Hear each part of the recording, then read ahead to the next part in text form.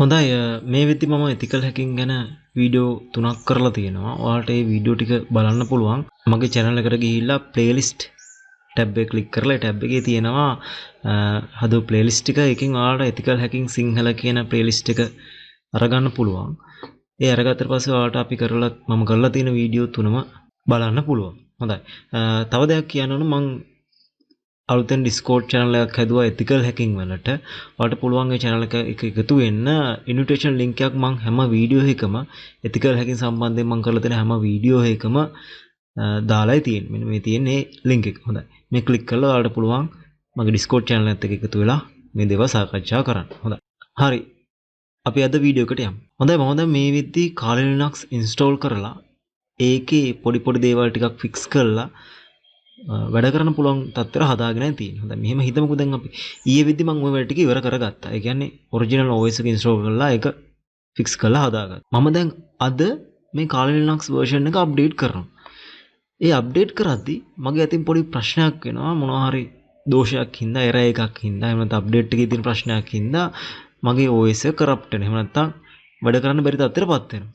දැන් ඒතර මාන ප්‍රශ්නේ දැන් මම ඊයේ වෙද්දි හොඳට වැඩ කර තියාගෙන හිටපු මේ Kali Linux OS එක මෙන්න අද මම ඒක අප්ඩේට් කරන්න ගිහිල්ලා වැඩ කරන්න බැරි තත්ත්වයට ඇවිල්ලා තියෙනවා. දැන් මට ක්‍රමයක් තියෙනම් කලින් දවසේ නැත්නම් ඊයේ මම වැඩ කර හිටි තත්ත්වෙන් OS එක ආයෙත් ගන්න ක්‍රමයක් තියෙනම් මට අර කරප්ට් වුණාට පස්සේ ඒ OS එක අයින් කරලා ආයෙ OS එක දාලා ආයෙ මහා වෙලාවක් ඒ වෙනුවෙන් කැප කරන යන කාලය ඉතුරු කරගන්න පුළුවන්. හොඳයි.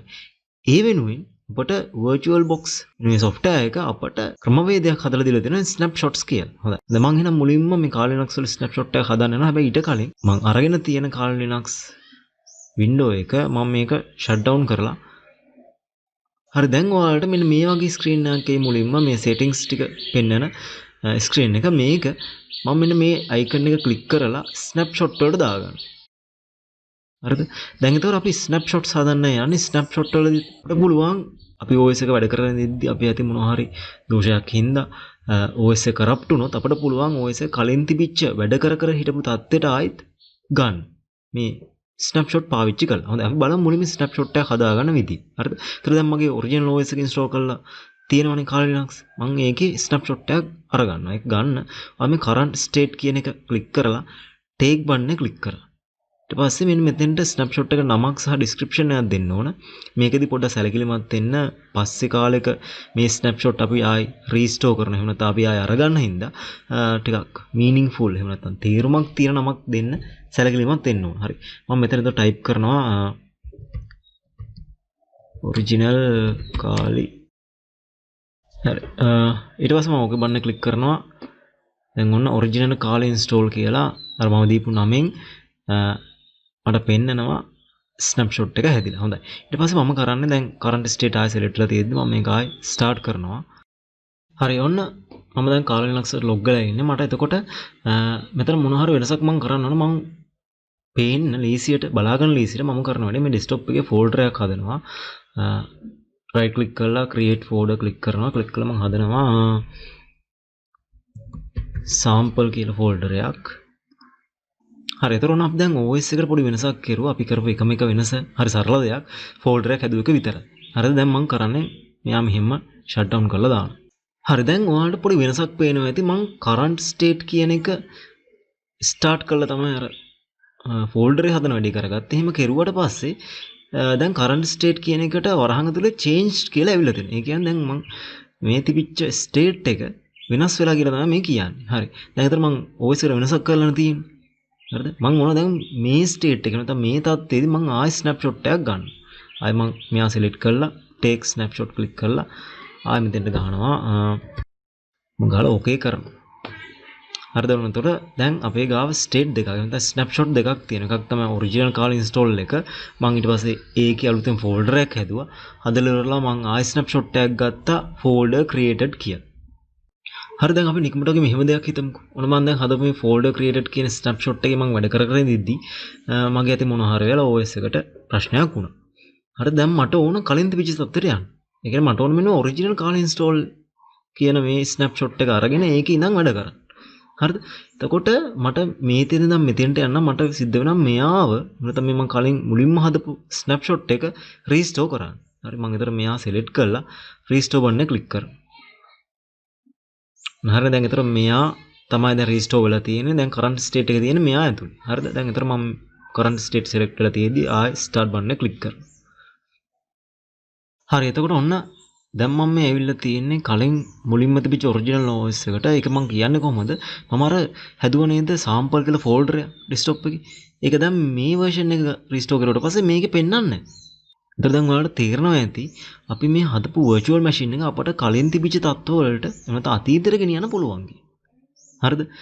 දැන් හදිසියෙට මට ආයි අර ෆෝල්ඩර් එකේ තිබිච්ච තත්ත්වය ගන්න ඕන නම් මට පුළුවන් ආයෙත් මෙයාව අයින් කරලා shut down කරලා හරි මට පුළුවන් දැන් create folder කියන snapshot එක select කරලා restore කරන්න.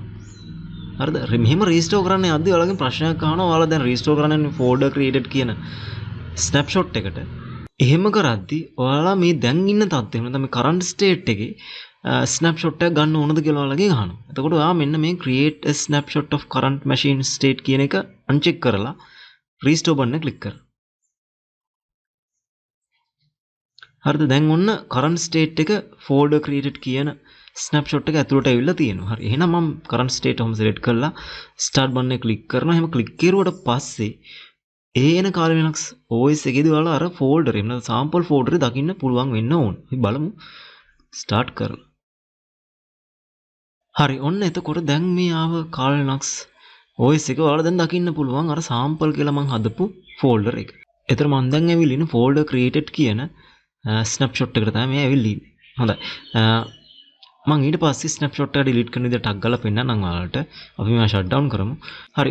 දැන් ඔයාලට මොනවා හරි snapshot එක delete කරන්න ඕන නම් ඔයාලට තියෙන්නේ අදාළ snapshot එක select කරලා මෙන්න මේ delete button එක click කරන්න. ඊට පස්සේ ඔයාලගෙන් අහනවා මේ snapshot එක delete කරන්න ඕනද කියලා. මම delete කියන button එක click කරනවා. චුට්ට වෙලාව ගියාට පස්සේ ඔන්න ඔය විදිහට අර අපේ ගාව අපි හදලා තිබිච්ච snapshot එක delete වෙලා කලින් හදලා තිබිච්ච ඔරිජිනල් කාලේ ඉන්ස්ටෝල් කරන ස්නැප්ෂොට් එකට කරන්ට් ස්ටේට් එක ඇවිල්ලා අපට පෙන්නනවා.